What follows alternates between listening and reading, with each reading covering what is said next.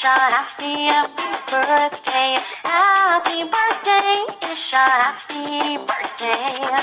Happy birthday, Isha, happy birthday. Happy birthday, Isha. Oh, day, happy birthday, Isha.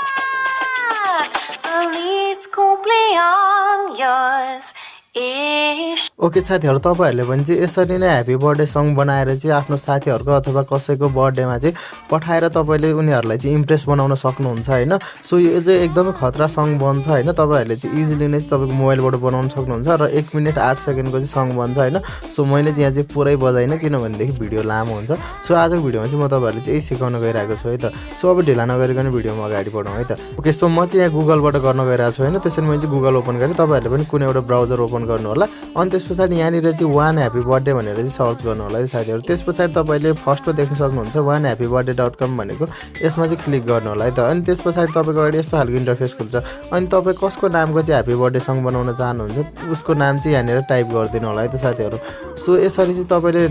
नाम type गरिसकेपछि चाहिँ तपाईको अगाडि यस्तो खालको नामको एउटा लिस्टै आउँछ हैन सो तपाईले जुन नाम राख्नु भएको थियो त्यो चाहिँ यहाँ येलो कलर भित्र आउँछ के त्यो नामलाई चाहिँ क्लिक गरिदिनु होला हैन अनि त्यसपछि यहाँ हेर्न सक्नुहुन्छ play happy birthday song download song अनि email song now text SMS WhatsApp Facebook भनेको छ हैन यसमा चाहिँ तपाईले प्ले ह्यापी बर्थडे सङमा क्लिक गरेर चाहिँ तपाईले सङ चाहिँ यसरी बजाएर चाहिँ सुन्न सक्नुहुन्छ है त र एकचोटी सुनौ है त ओके साथीहरु यसरी चाहिँ यहाँबाट सुन्न सक्नुहुन्छ हैन अनि यो डाउनलोड सङ भनेर लेखेको यतापटिको यो एरोमा चाहिँ क्लिक गरेर चाहिँ तपाईले यो सङ चाहिँ डाउनलोड गर्न सक्नुहुन्छ यसमा चाहिँ यसरी क्लिक गरिसकेपछि तपाईको अगाडि यस्तो खालको क्याप्चा खुल्छ हैन सो यो क्याप्चा चाहिँ तपाईले भर्नु पर्ने हुन्छ हैन यो चाहिँ रोबोट होइन भनेर चाहिँ